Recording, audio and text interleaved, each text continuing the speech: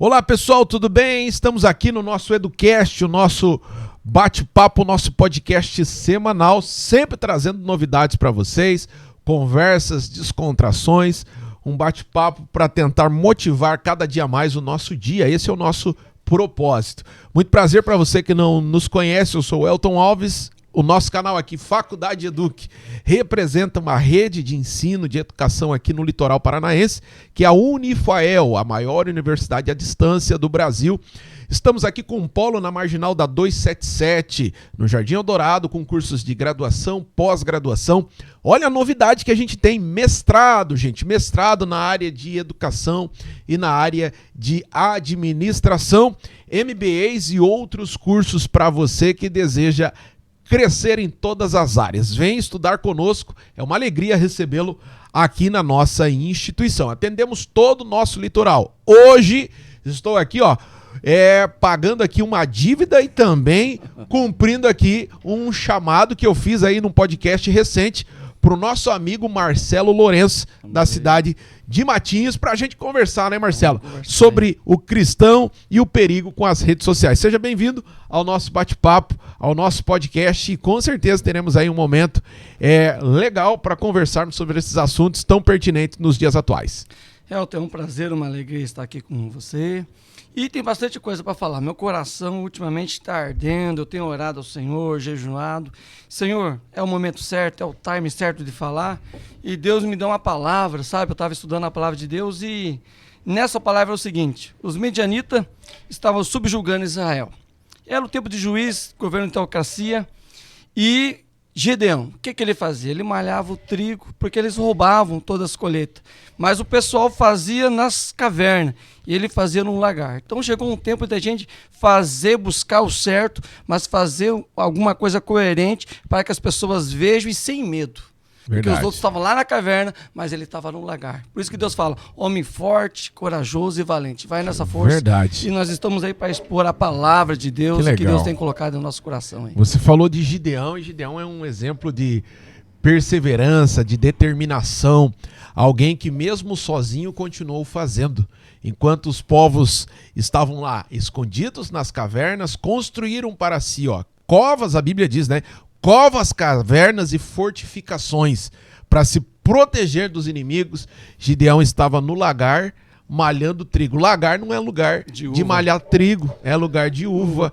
Mesmo no lugar incerto, ele estava fazendo o que era certo. Tá vendo? E a gente faz aqui um paralelo com algumas realidades que a gente gostaria de abordar aqui nesse bate-papo. Tem muita gente no lugar certo fazendo o que é incerto. E tem muita gente que pensa ser incerta e às vezes se cala por não querer fazer o que é certo. Agora vamos traduzir isso para ficar fácil, né? O cristão e o perigo com as redes sociais. Tem muita gente às vezes que se veste de uma postura cristã, mas a gente sabe que é lobo com pele de ovelha, não é mais ou menos assim? Olha, eu acho sim que é uma máscara, né? Nas redes sociais, eles demonstram uma coisa, no seu familiar é outra, e principalmente no seu familiar, é outro tipo de pessoa. O meu maior medo hoje, assim, é nas redes sociais, e uma coisa que dói muito o meu coração, porque pela graça de Deus eu nasci num lar evangélico. Que legal. Só que assim, sempre teve um estereótipo que Marcelo não ia dar nada. Aham. Sabe? E aquela coisa não vai dar nada, e com dilexia, eu nem sabia o que era isso. Então eu não conseguia falar nem ler direito. Até com 6 anos e meio de idade a minha língua era presa, não podia falar. Mas sempre no meu coração teve um ardor de falar de Deus. Mas falava errado. Ia ler, não conseguia ler. E Deus, pela sua misericórdia, né, que nos alcançou, em 2005, 2006 eu tive um encontro real com o Senhor. Aí eu comecei a estudar a palavra de Deus, e o meu encontro real com o Senhor foi aqui em Paranaguá. Olha só que legal. Ali perto da rodoviária, eu não sei o nome do ginásio ali, mas o pregador ele citou... Joaquim Tramujas. E ele citou 3 passagens bíblicas, 3 passagens ali que mexeu comigo. Foi bem assim, Tiago, capítulo 4, aquele que sabe fazer o bem e não faz, comete o pecado. Coríntios, né? Se eu anuncio o evangelho, não tenho que me gloriar, mas é imposta essa obrigação. Ai de mim se não fazer. Romanos 1:16. Se eu anuncio o evangelho, não tenho que me envergonhar, porque é poder de Deus. Quando eu ouvi esses 13 versículos, aquilo entrou no meu coração. Eu falei, eu tenho que falar de Deus. Eu tenho que falar da mensagem. E comecei a estudar a palavra de Deus, comecei a fazer a ETAD. E na ETAD você tinha que ler. E quem ia ler e gaguejava? Marcelo. E foi 4 anos de ETAD. E nesse 4 anos, em 2006, pela graça do nosso Senhor e Salvador Jesus Cristo, entrei no ministério e comecei a pregar. Olha só. E desde que comecei a pregar, já vai fazer 18 anos aí, né? Não parei mais. Olha que benção. Aí o que aconteceu? Em 2009, houve um boom. Marcelo casou. Aí a minha esposa, ela falava pra mim, até falei pra ela, olha, eu não gosto de jogador de futebol, não gosto de pessoa que gosta de futebol. Eu falei, não, minha querida, a única coisa que eu gosto é de pregar a palavra de Deus. Aí Deus aumentou a minha agenda, que uma vez eu estava no ministério, houve uma situação lá eclesiástica, e eu acabei saindo do ministério por causa da liderança ali, algumas coisas, e eu fui para um culto numa casa, de repente chegou uma pregadora lá, não era nem a pregadora, eu que ia pregar, ela olhou para mim, você aí, Deus está me mostrando que você está triste, mas a tua agenda vai aumentar e você não vai dar conta. Olha Dito e feito. Desde aquele dia até em diante, eu prego 2 vezes por semana. Olha que benção. Deus abriu a agenda. E nesses 18 anos, aprendendo muito, tendo uma pluralidade, pregando em várias igrejas, eu vi algumas coisas que não se falavam nos púlpitos. Percebi algumas coisas que não estavam falando. E isso começou a incomodar meu coração, porque eu ouvi uma frase, muita coisa que você não fala no domingo, na segunda-feira, Satanás vai operar.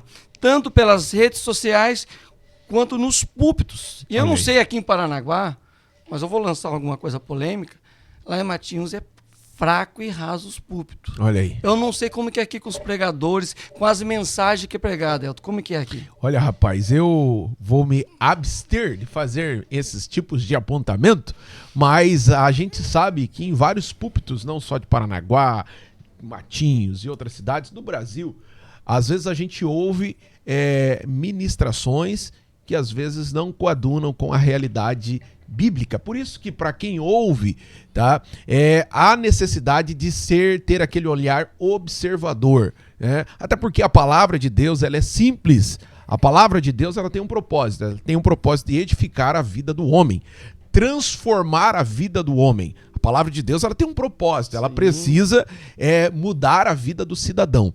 Tá? E quando essa palavra ela não gera transformação, mas ela gera intriga, confusão, discórdia, dúvida, ela gera outros parâmetros, ela é tudo menos a palavra de Deus. É nesse viés que eu penso acerca disso. Mas você falava que existem alguns conceitos que você não ouve ser pregado em cima de púlpito, e você mesmo usou a seguinte colocação, que aquilo que o mensageiro não leva para o púlpito, se torna depois ali tipo uma arma estratégica do inimigo contra a sua própria vida. Na sua concepção, o que seria isso? Olha, algumas coisas assim que você não vê. Eu, como eu nasci no lar evangélico, né? E toda a minha adolescência, toda a minha vida foi dentro do seio da igreja. Alguns assuntos não falavam na igreja. Vou dar um exemplo assim, violência contra a mulher. Verdade. Eu nunca vi nenhum pregador falar isso. Nunca vi, eu sei que eu já fui pastoreado por grandes homens de Deus, mas eu nunca vi ter uma palestra explicando, uma orientação, falando, dando uma orientação. Nunca. E isso me incomoda porque alguns casos, algumas coisas, você vê do teu lado ali e você vê assim que muita... Eu não vou falar o nome da pessoa, mas eu vi um grande líder evangélico que falou que alguns escândalos que acontecem na igreja tem que ficar interno na igreja e fazer como a igreja católica faz.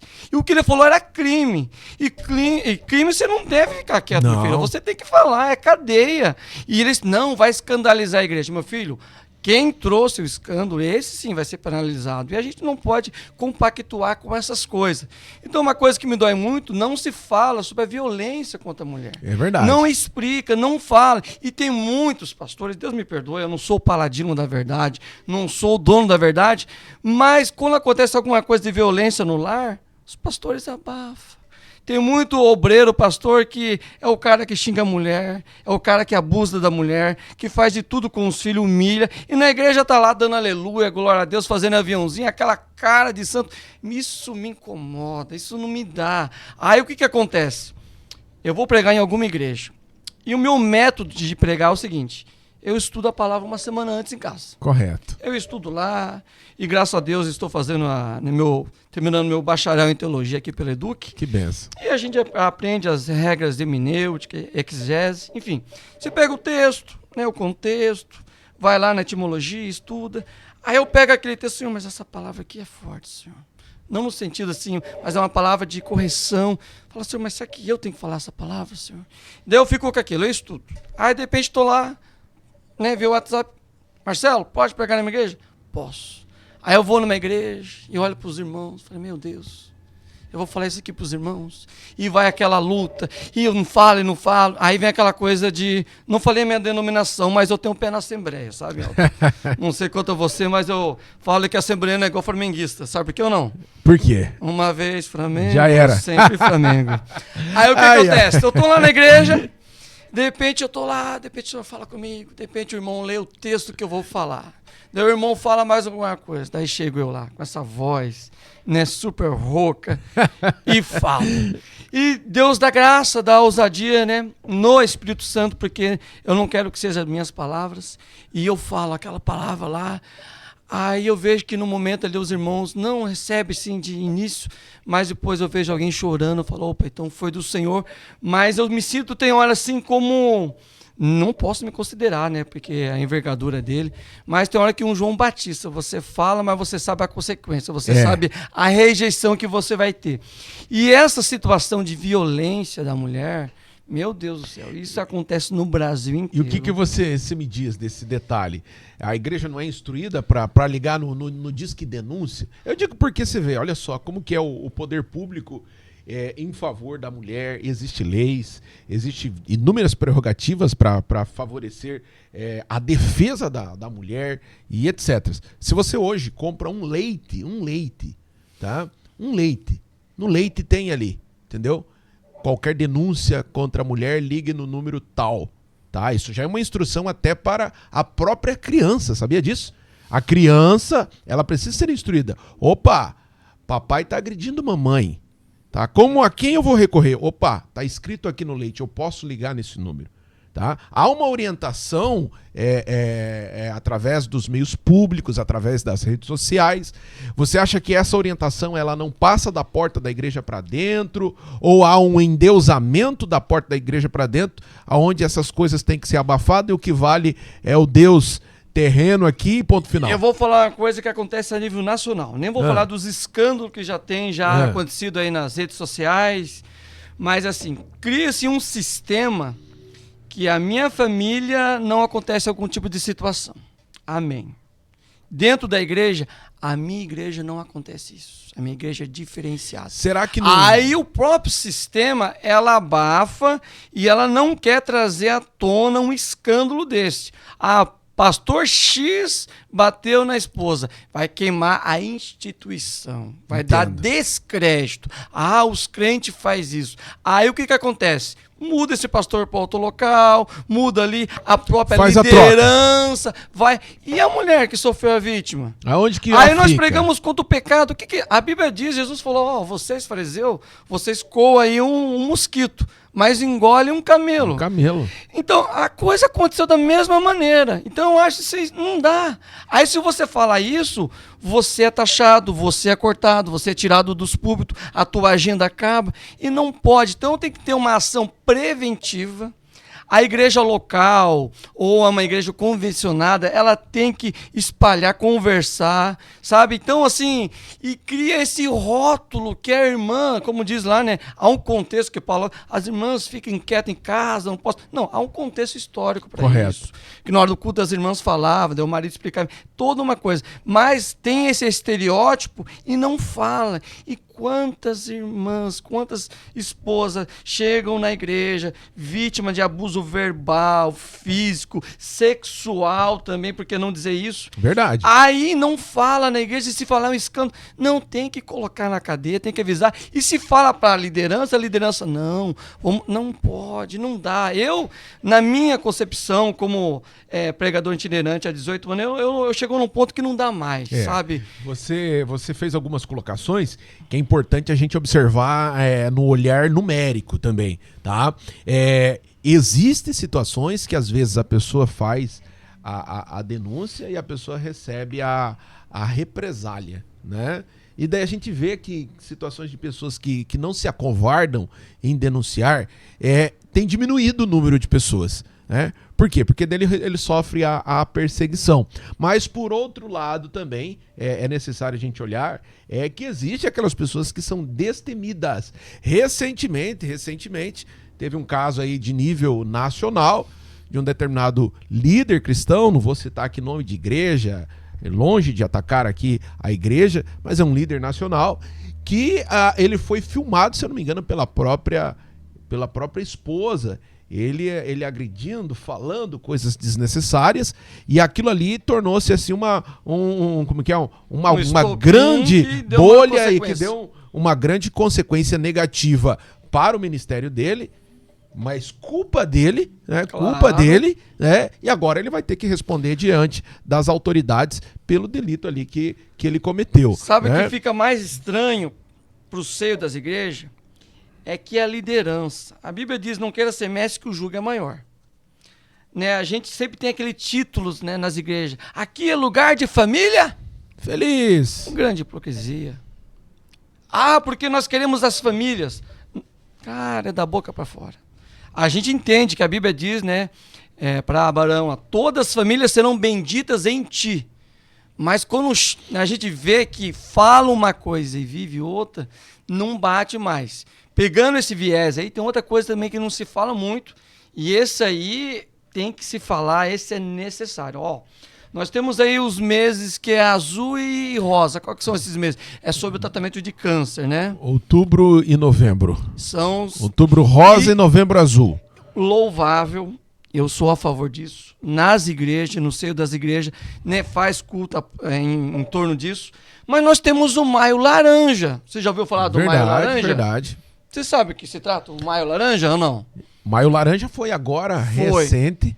Vai falar especificamente sobre a questão... do abuso infantil. Isso, eu tô tentando achar a palavra certa pra colocar aqui. Senão o logaritmo já vai trancar nós aqui. O abuso... Algoritmo, né? Isso, você sabe que a gente colocar qualquer palavra aqui... Já. Trava, mas fala sobre esse tipo de abuso. Cara, em todo o meu tempo de igreja, desde que eu nunca ouvi falar isso. E você falou algo que não faz muito tempo, né? Abuso infantil, correto? Beleza, tá? Não faz muito tempo. Teve um caso aí também de destaque nacional, né? De um líder religioso que abusava de crianças, né? E depois ele até cometeu lá, não cometeu o suicídio, ele acabou matando, né, as crianças lá, botou fogo na casa tal, para tentar apagar as provas, né, e foi incriminado, né, por uma atitude, se passava lá como apóstolo, né, na sua liderança eclesiástica. Você vê que situação ridícula, feia, para alguém que quer levar essa emblemática de ser uma autoridade. A nossa ideia é assim, fazer um preventivo, ajudar as igrejas, elucidar, trazer esse assunto à tona que precisa ser tratado, falado, mencionado, porque assim, aonde é uma criança, há aí um pedófilo. E o pedófilo, ele não tem um rosto, pode ser um cara assim mau, pode ser um líder religioso, não importa, mas esse assunto tem que ser tratado, tem que ser iniciado, e não tem isso. E na igreja, infelizmente... Acontece, já teve alguns casos aqui de abuso infantil, e nas igrejas, não vou citar o nome de A nem de B, mas o que eles fazem? Ele tira esse pastor da igreja A e leva o cara na igreja B. E não se trata. Então não pode isso, sabe? Não tem prevenção. Eu, pela graça de Deus, eu e minha esposa, né? Mandar um beijo para ela, Camila Lourenço, mulher virtuosa. Quem achou, Marcelo achou, glória a Deus. Nós trabalhamos com os adolescentes. Então, ali com a conversa com eles, a gente já vê como que se muda. Com meus filhos, eu ensino muito eles. Meu filho, como que é? Como que é fulano, como que te tratou, como que é lá na escola, como que é... Sabe, eu tenho um cuidado. É pastor? Não interessa. E nos últimos dias, sobre assédio, assim, sobre criança, tem muita coisa na internet, principalmente no seio das igrejas.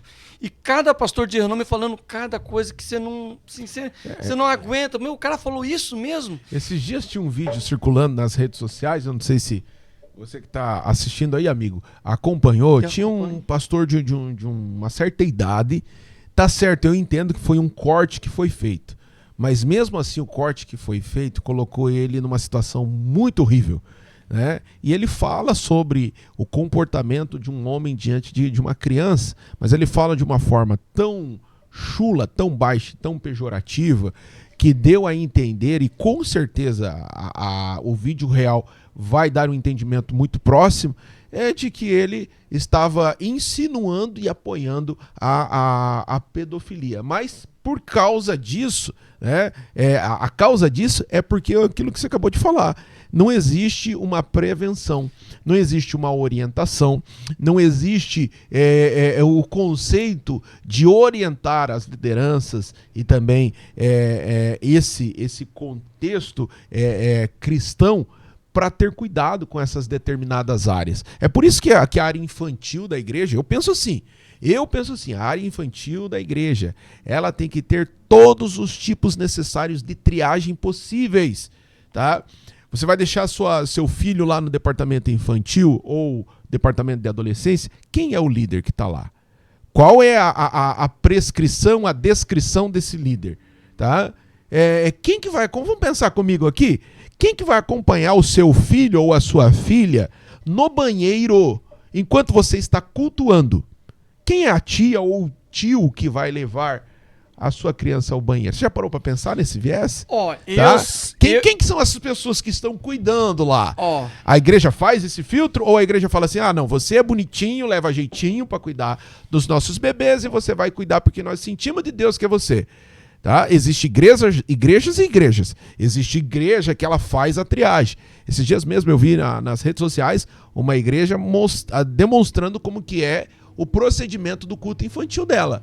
Tem lá um tablet, tem a foto da criança, tem a foto do pai e ninguém da área infantil leva a criança no banheiro. A criança precisa ir no banheiro, é conectado lá, chamado pai, passa no telão, para ir lá no auditório infantil, porque seu bebê precisa ir ao banheiro. Responsabilidade dos pais. Você está entendendo? Está conseguindo entender?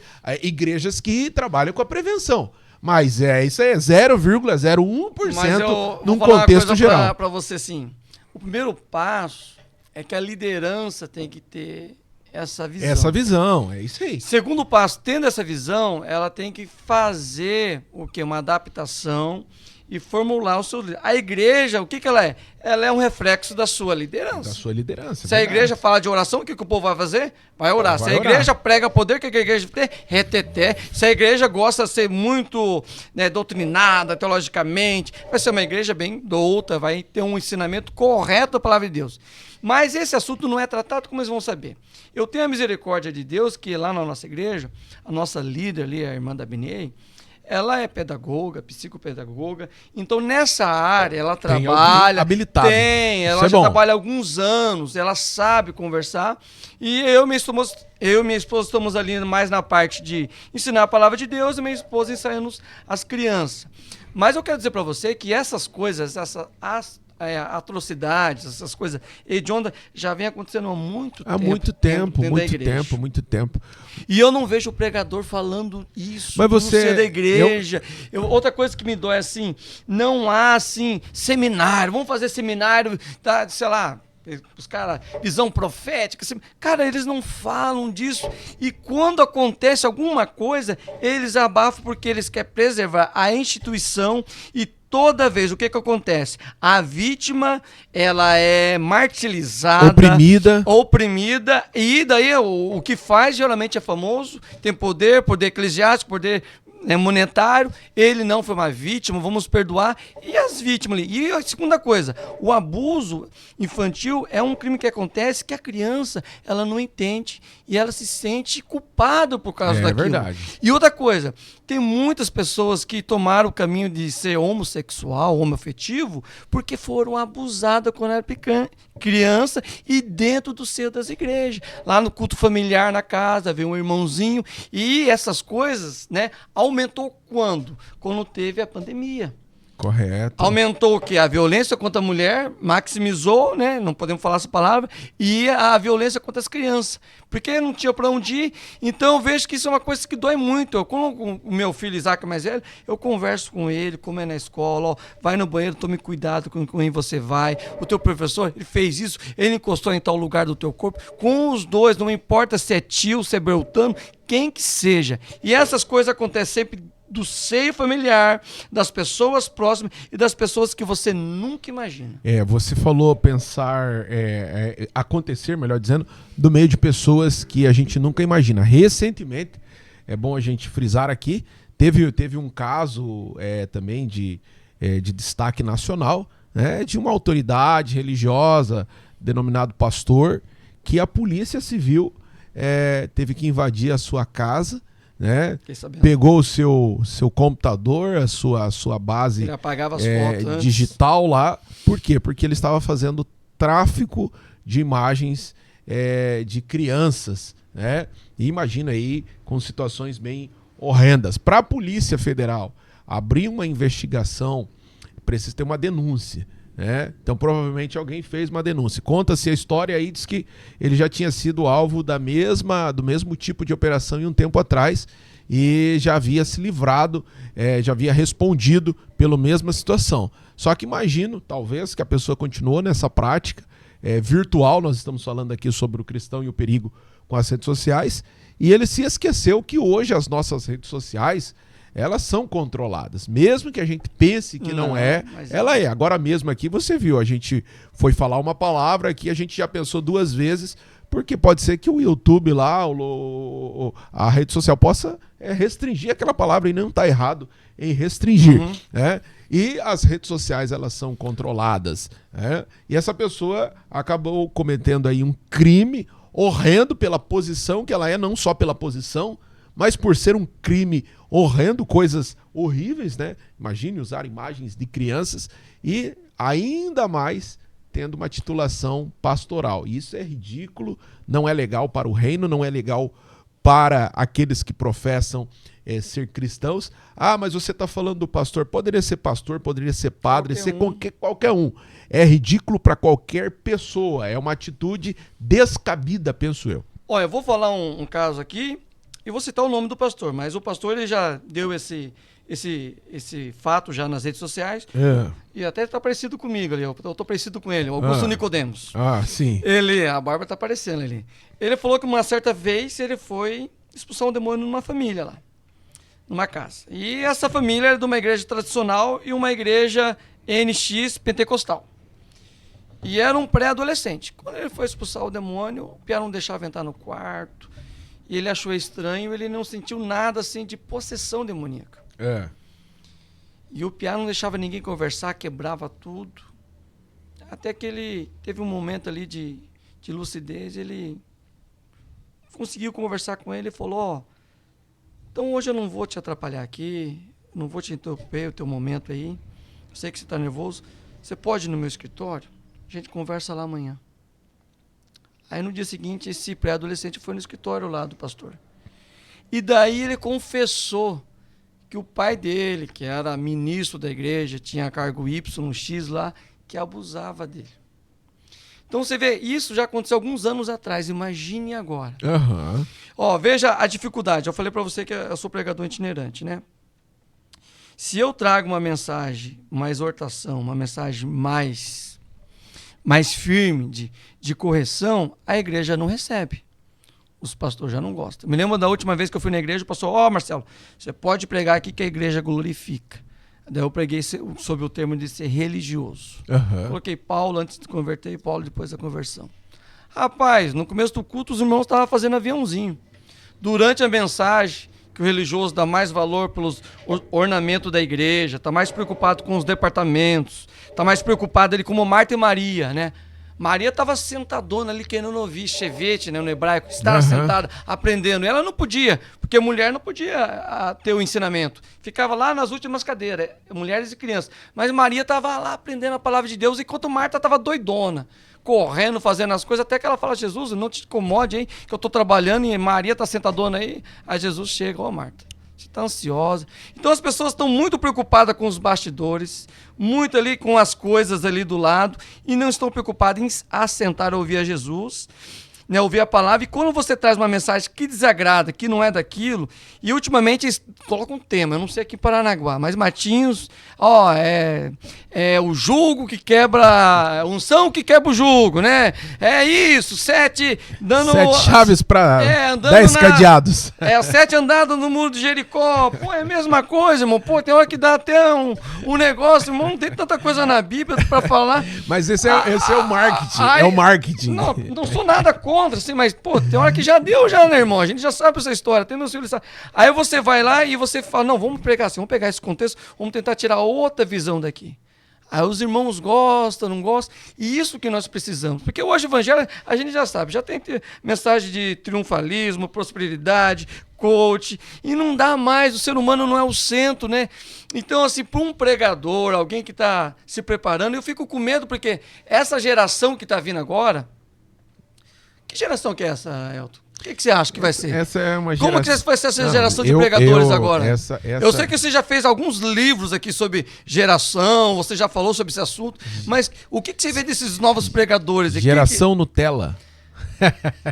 Há uma diferença entre a geração raiz... Eu vi um pregador uma vez, ele trazia o cara no púlpito, fazia a pergunta, o cara não sabia, ele tirava a sarro do cara no púlpito. Aí esse mesmo pregador foi pro hebraico lá. Deu beleza. Quer falar em hebraico? Amém, eu gosto de hebraico. Aí chegou naquela parte famosa lá, eu sou o que sou, né? Aí chegou no hebraico. Ó, irmãos, eu tive andando com um amigo, e ele é rabino, né? Rabino, nosso mestre, o Ravi, meu mestre. Falei, legal, tá bonitinho, tá no hebraico. E ele falou, eu sou o que sou. Arriê, achei, arraiê. Falei, legal, falou bonito. O verbo está no futuro.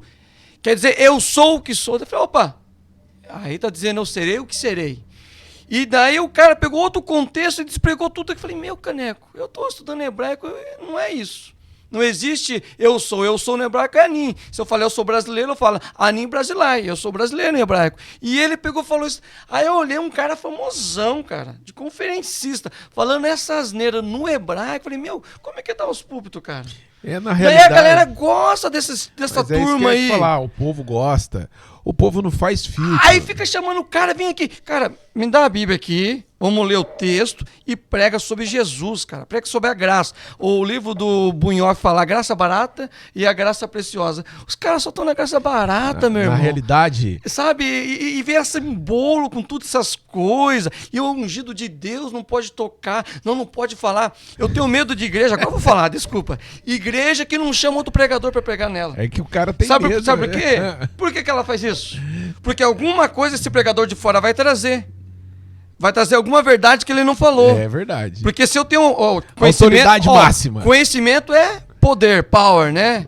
Dunamis, poder. O cara, se viu um cara trazer uma mensagem diferente, dar lucidez para o povo, porque a palavra é luz, é lâmpada. Aí, daí eu vejo algumas igrejas, não vou falar, que não chamam o pregador. Fica quase que uma seita. Então isso mistura, né, com esses pregadores fracos, esses púlpitos, essa geração que só quer ter views, não tem experiência. Antigamente a gente orava o quê? 4, 5 horas para pegar 15 minutos. E ainda falava 2 palavras e ia embora ainda, né? Hoje não, os caras querem falar 2 horas, não tem uma vida de oração, não tem uma vida de estudo. Você vai, eu fiz um grupo de teologia lá, meu querido, eu coloquei uns 20, cara. E não querem. Não, os caras não falam. E quando você fala, acha que você é sabichão. Meu Deus, o que é isso? Aí você fala assim, fala sobre a doutrina da propiciação, me diga da doutrina da expiação. Os caras... Cara, não dá, cara. É que nós estamos inseridos num período, num tempo, onde as coisas elas são enlatadas. Nós estamos no período do fast food, das coisas rápidas, né?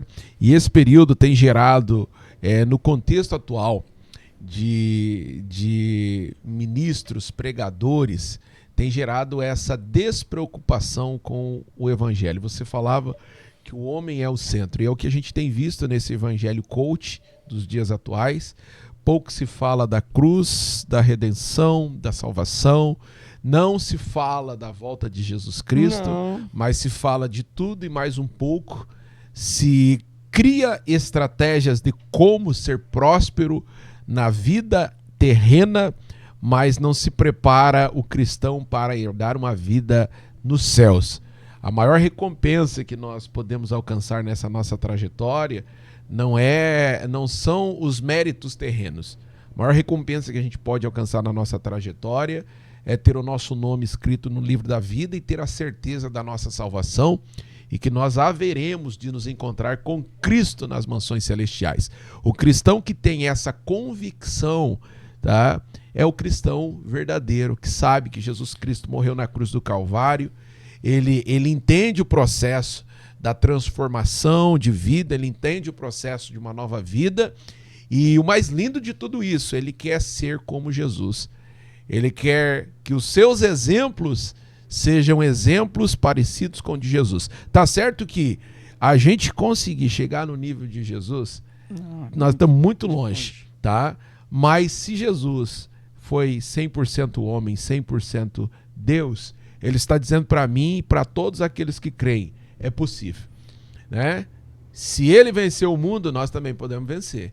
Se ele superou, nós também podemos superar. Tá certo que nós somos frágeis, tá? Eu vou trazer para a nossa geração. A nossa geração é uma geração fragilizada. Culpa nossa?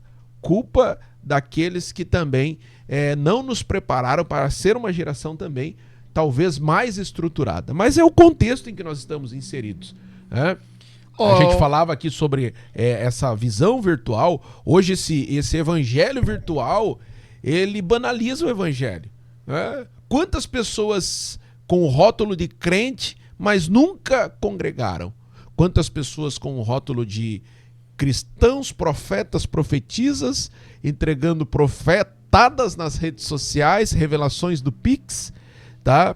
Cultos virtuais, me faz o Pix que eu te abençoo, me faz o Pix que eu te revelo. Olha, ridículo, eu vou dizer que é ridículo. Pessoas que estão usando os seus codinomes com línguas estranhas, entendeu? Profeta Labachai. Não, aí é tá? demais. Aí Joma, pelo amor de Deus, gente. Tá? E daí o que acontece? Só que eu só vou dar uma... Os crentes estão fazendo o quê? Compartilhando. Não, mas aí... Dando risada. Não, mas aí...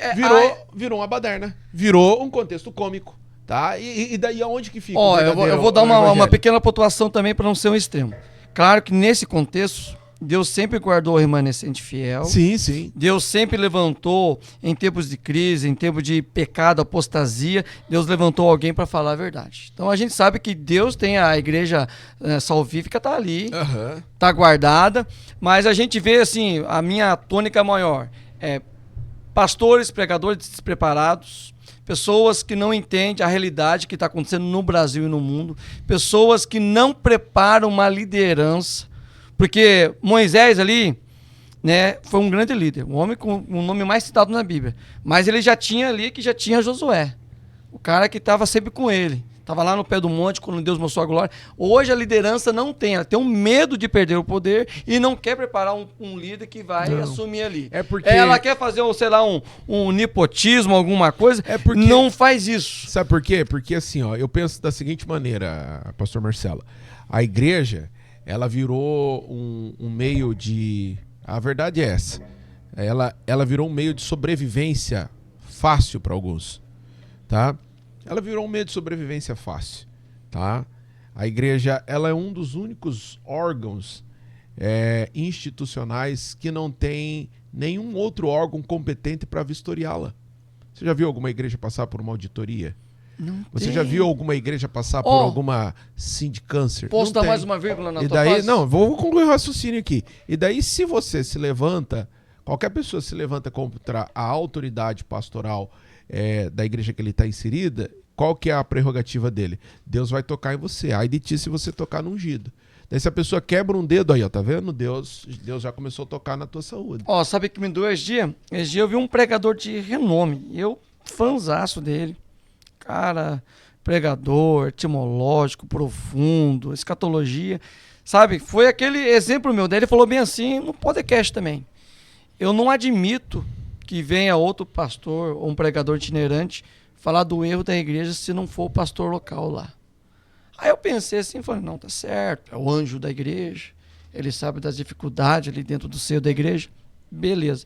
Mas se o erro da igreja foi o anjo da igreja, se o erro lá foi o pastor, daí não pode colocar alguém para... Deus não vai levantar alguém, como diz Amós, Deus não vai revelar o seu segredo antes para os seus profetas. Então parece que o próprio sistema, ele tá pior que a política.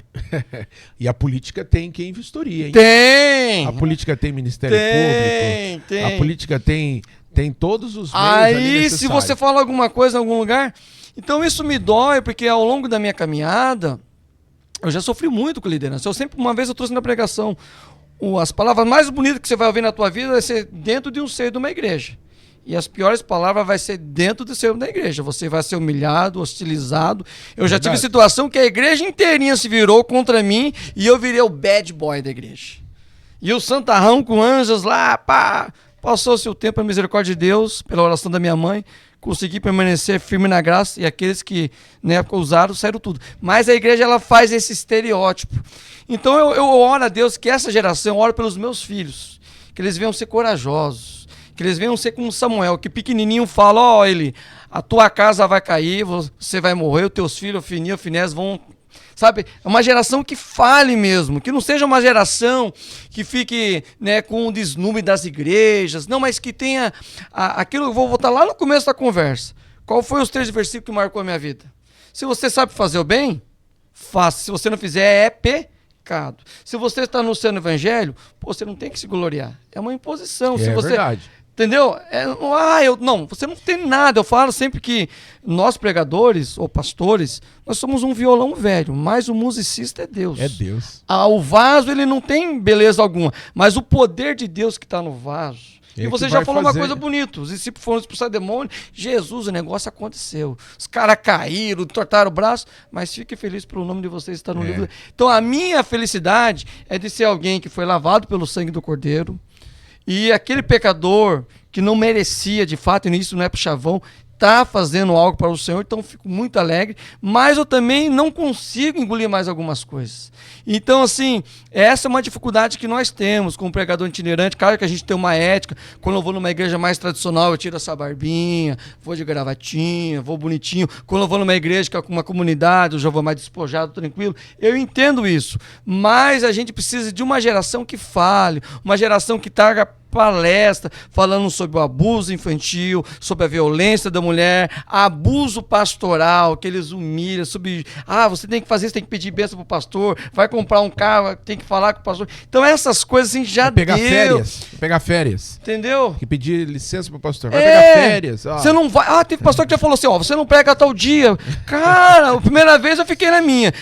Com o primeiro pastor eu fiquei com medo, com o segundo eu fiquei assim, com o terceiro eu já não tava ligando mais, porque é o meu chamado. Se Deus te deu uma visão para você ficar na igreja, mas Deus me chamou, me comissionou para alguma coisa, e isso eu vou prestar conta com Deus. Verdade. Então, assim, não sou melhor que ninguém, preciso crescer muito, melhorar, mas não dá. E as mídias sociais, você tanto pode trazer pro bem como pro mal, porque você ficar colocando toda hora escândalo, fica ruim. Verdade. Mas tem hora que você tem que trazer e mostrar, assim, tá acontecendo isso na igreja, gente. Na igreja A também, na Y também. Então, para de ficar endeusando, colocando o teu líder como o cara, que ninguém é o cara. Todos somos falhos. O único justo, perfeito é o nosso Senhor e Salvador Jesus Cristo. Gente, nós estamos aqui num bate-papo legal com o nosso amigo Marcelo Lourenço, falando aqui sobre diversos assuntos. Você que nos acompanha aí, temos falado aqui dessa crise religiosa e também fazendo uma conexão, com a ideia dos problemas cibernéticos que às vezes o cristão tem por descuido, por falha, por negligência, gerando um impacto negativo muitas vezes para as autoridades religiosas. E o Marcelo falava aqui, não tem, nos dias atuais realmente não tem uma capacitação, uma orientação específica em determinados temas, e eu tenho certeza que quando a igreja se desperta para essas realidades, o propósito é transformar essa visão. E o bate-papo tá legal, mas nós já estamos quase partindo aqui para o final da nossa conversa. Claro, a gente ia precisar de muito mais tempo para discorrer, mas Marcelo, eu gostaria que você deixasse assim uma dica, tá? Para quem deseja. Você falou tanto aí dessa questão de não haver essa preparação, tá? E o que você deixa como sugestão para essas autoridades religiosas abrirem esses olhos para esse problema tão preocupante que às vezes está lá enrustido, encoberto dentro da igreja, mas que sirva aqui para que a membresia, aquele que segue a igreja, ele possa abrir os olhos e pensar diferente. Qual é a sugestão que você deixa? Eu quero ser breve para não alongar, mas com a liderança é um processo que vai ser mais árduo e vai ser mais penoso. Porque a liderança em si, principalmente as igrejas conveniadas, elas não querem perder o poder. Entendo. E pastor não vai falar do pastor A porque ele tem alguma coisa, então isso vai se demorar. Mas tem pastor que já faz essa ação e essa prevenção, tá? Curitiba, alguns lugares trabalham com isso, não é todas. Mas o foco hoje, né, quem está nos ouvindo aí, é que as famílias, né, viu alguma coisa diferente com o teu filho, faça a denúncia, não tenha medo. Se posicione, né? Se for da igreja, não tenha, zere pela saúde do teu filho agora. Se alguma, né, esposa aí, seu esposo é pastor, tá batendo em você, tá tendo agressão, faça a denúncia, coloca na Maria da Penha, né? Não tenha medo, porque a gente tem que tomar uma posição. E você, né, sabe bem essa frase, você esteve lá na casa dele, né? O que me assusta não é o grito dos maus, mas sim o silêncio dos bons. Quem que deu essa frase, hein? Isso daí é o Martin Luther King Jr. Então isso que é o meu medo. Se a gente ficar quieto, o que vai acontecer? A gente a gente vai ser complacente com o pecado. Então, ser uma voz. O que eu disse. Está acontecendo alguma coisa de errado na tua igreja? Denuncie, chame alguém, chame uma autoridade, não tenha medo. E eu creio que Deus vai levantar uma geração fervorosa que denuncia o pecado, mas fala do amor, da justiça. E Deus já está levantando aí. Tem uma canção que tocou muito aí na década passada, né? Geração que não tolera Jezabel. Geração que adora a Deus até chegar no céu, né? Geração que não que renuncia ao pecado. Né? Eu lembro que na época de juventude a gente cantava muito isso daí, o coral jovem e tal.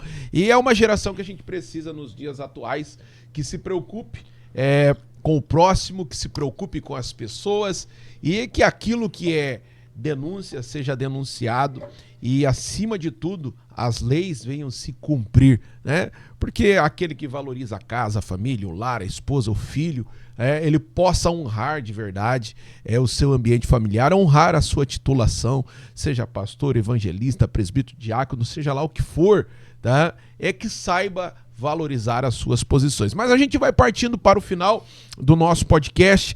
É um assunto legal, vamos marcar aí o tópico 2, 3, 4, 5, 15, 20, 30. Rapaz, tem muita coisa pra falar, Tem. E o Marcelo é um amigo nosso, parceiro de muito tempo, professor de teologia, bacharel em teologia, nos ajuda na área teológica ali na cidade de Matinhos, faz parte da Igreja Caminho da Vida. Já vou deixar aqui o convite pro seu pastor, Pastor Eliel, gente boa, amigão nosso, tá? Pastor Eliel, tá aqui o convite feito, vamos fazer contato contigo para que tu venha aqui. Quero mandar um abraço pro pessoal da Caminho da Vida, tá?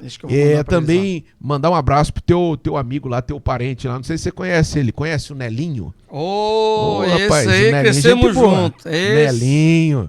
Grande, homem. Nelinho teve aqui, rapaz. Teve? Teve semana passada. E eu falei pra ele, eu vou convidar o Marcelo, hein? Vou convidar o Marcelo. Então, quase teve um nepotismo de Lourenço aqui. Rapaz, eu acho que os Lourenços estão querendo tomar meu lugar. Sabe o que eu vou ficar esperto. A família é levítica, eles estão tudo levitando aí, né? Ó, você tem um outro parente Lourenço, gente boa, é o Erison, pastor Erison. É teu parente, né? Rio Grande lá também, gente, o meu tio. Gente boa. É que ele não desce aqui pro litoral. Se ele descesse pra cá, ele ia sentar na nossa bancada aqui também. É bom, tem história. E é gente boa demais. Mas a família Lourenço, ó, pra você que não conhece, família Lourenço tem uma grande repercussão, um grande envolvimento na cidade de Matinhos com as igrejas evangélicas, mais especificamente o seu avô, foi Pastor isso? Vicente Matias Lourenço. Ó, inclusive, meu nome é Marcelo Vicente Santana Lourenço. Olha aí, rapaz. Era pra ser Vicente, mas era o nome de velho, também colocou Marcelo. Não desrespeitando meu avô, mas ela falou, não, coloca Marcelo. Então é uma família tradicionalista de Matinhos. O pastor Matias fez muito pela Assembleia de Deus ali. E agora os filhos, os netos, os parentes continuam também dando resultado. Mas, Marcelo, nós vamos seguindo aqui para o final da nossa conversa, tá? Deixa a tua palavra final, tua rede social, manda um abraço para a família, manda um abraço pro cachorro, tá? Olha, e depois a gente vai finalizando. Minhas considerações, obrigado, Elton, pela oportunidade, né? Estava orando ao Senhor para que a gente tivesse um pouco mais de views aí, né? Para falar do amor de Deus.